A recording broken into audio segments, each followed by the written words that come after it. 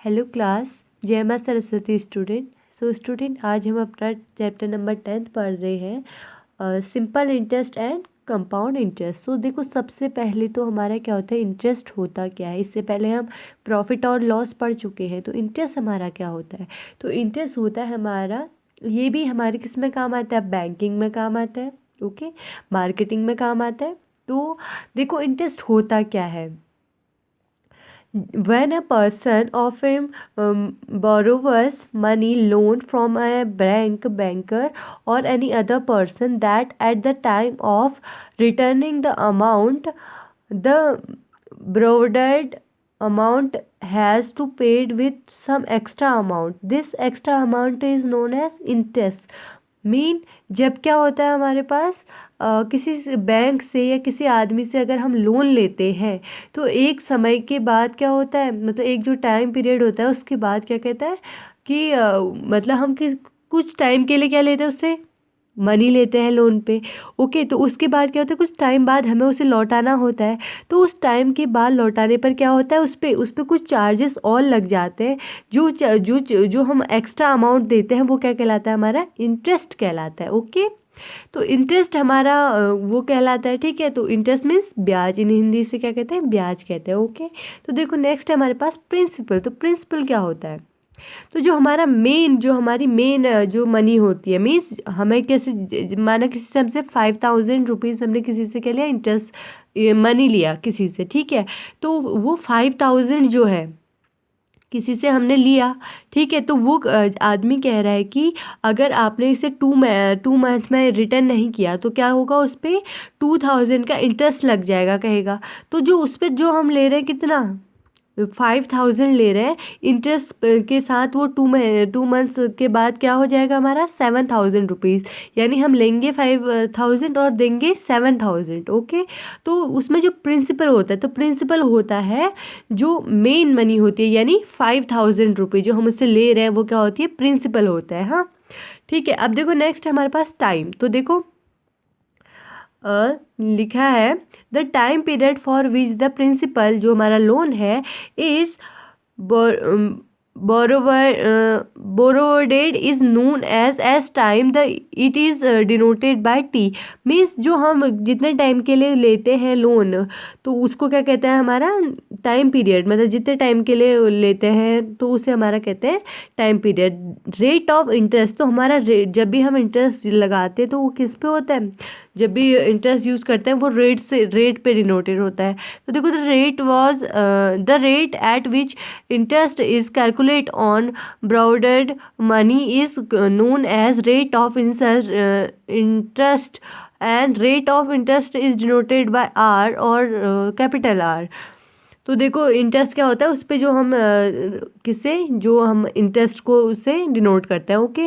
तो देखो, अमाउंट क्या होती है, the sum of interest and principal is known as amount. जो हमारी क्या होती है, sum of principal and interest. तो इंटरेस्ट और प्रिंसिपल को जोड़ के जो हमारी होती है वो क्या कहलाती है, अमाउंट। मीन क्या होती है, जो 7000 रुपीज़ जो बन रही है हमारी इंटरेस्ट और प्रिंसिपल के साथ, वो क्या कहेगी, अमाउंट कहलाएगी, ठीक है। तो देखो, नेक्स्ट है हमारे पास सिंपल इंटरेस्ट। तो हमारे पास इसके भी क्या होते हैं, टाइप होते हैं। सिंपल इंटरेस्ट हमारा तो चैप्टर ही वही है, simple interest and compound interest. तो देखो, सिंपल इंटरेस्ट क्या होता है, तो जब क्या होता है पता है, जब हमारा सिंपल फॉर्मूला होता है क्या, SI is equal to principal into rate into time upon 100, which interest is calculated on borrowed money, and obedient interest is known as simple interest। simple interest is denoted by SI। तो देखो, जब क्या कहते हैं हम, किसी भी simple interest होता है principal into rate into time upon 100। मतलब जब हम क्या करते हैं, प्रिंसिपल रेट और टाइम को मल्टीप्लाई करके उसे डिवाइड करते हैं 100 से, बिकॉज हमारा रेट किस में होता है, परसेंटेज में भी दिया होता है। सो हमें करना पड़ता है, क्योंकि हमें क्या ऐसा ही निकालना है, सिंपल इंटरेस्ट निकालना है, तो हम उसे 100 से मल्टीप्लाई करेंगे तो हमें क्या आ जाएगा, वो आंसर आ जाएगा, ठीक है। और अमाउंट क्या होता है हमारा, सिंपल इंटरेस्ट प्लस प्रिंसिपल, या इंटरेस्ट प्लस प्रिंसिपल भी हम कर सकते हैं, ओके। तो यहाँ पे एग्जांपल दे रखा था, example insert interest of 6500 for 1 × 1/2 year at 10% as. तो हमें कह रहे हैं कि सिंपल इंटरेस्ट निकालिए। अगर हमें क्या इतने रुपए क्या करने हों, दिए हों या लेने हों, कितने 1/1/2 ईयर एट 10% रेट पे।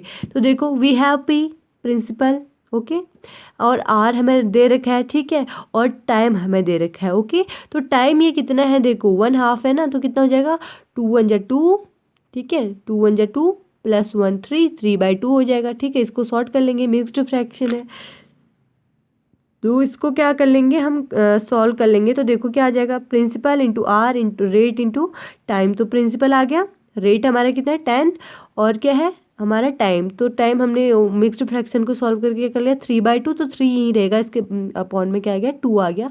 तो इसको हम अगर कैलकुलेट करते तो हमारा ये आता है, तो सिंपली हम इसे निकाल सकते हैं, ठीक है। तो देखो कंपाउंड इंटरेस्ट क्या होता है, जिसको हम डिनोटेट करते हैं CI से, क्या होता है देखो यहाँ पे तो सिर्फ इसकी डेफिनेशन दी है, हम इसको समझते हैं इसके किससे, इसके उस ये क्या फॉर्मूले से, okay.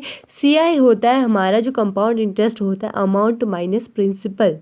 Amount minus principal means क्या हुआ, जब क्या होता है हम अमाउंट क्या होती है, इंटरेस्ट प्लस क्या हमारा इंटरेस्ट प्लस होता है क्या अमाउंट होता है हमारा इंटरेस्ट प्लस प्रिंसिपल होता है, ठीक है। तो CI यानी कंपाउंड इंटरेस्ट क्या हो जाता है, अमाउंट प्लस प्रिंसिपल, तो क्या आ जाएगा हमारा केवल इंटरेस्ट आ जाएगा। तो वो क्या होता है, वो वैल्यू क्या हो जाती है हमारी CI हो जाती है, ठीक है। तो इसको देखो, इसको कैसे करेंगे, देखो इसमें चलते हैं इसके ज़रा जो इसकी डेफिनेशन है उस पर चलते हैं। If the borrowers and the lender agree to fixed up certain interval of time, say a year of half year, so that the amount at end of the interval becomes the principal for next interval, then the total interest overall the intervals calculate in the way is called be compound interest, okay. So देखो यहाँ पे क्या principal rate, ये तो हमें पता ही है, लेकिन इस पे क्या आता है एन आता है। तो ये क्या आता है CI is equal to principal into 1 plus rate upon 100 into n, जो क्या करता है हमारा ईयर और मंथ को डिनोट करता है -1। तो इसको क्लोज कर देते तो ऐसे आता है, ठीक है। In the compound interest amount at the end of the 1 year will be becomes principal for second year, and amount of the end of second year will becomes the principal of third year, so on। तो ऐसे होता है, ठीक है। सो ऐसे करके हम इसका वो CI भी निकाल लेते हैं, यानी कंपाउंड इंटरेस्ट भी निकाल लेते हैं। तो देखो यहाँ पे इंपॉर्टेंट फॉर्मूलाज दे रखे हैं हमको। तो यहाँ पे क्या है देखो, जब एनुअली होता है उसके लिए है, ठीक है।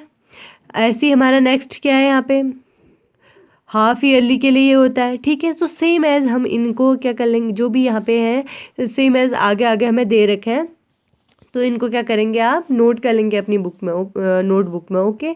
तो देखो आगे यहाँ पे कुछ हमें एग्जांपल्स दे रखे हैं, तो एग्जांपल सिंपल है, आप इनको सॉल्व कर सकते हैं। देखो क्या है यहाँ पे, कंपाउंड इंटरेस्ट निकालना है हमें, देखो एनुअली दे रखा है, 2 ईयर के लिए दे रखा है, इन द रेट ऑफ 10% एनुअम।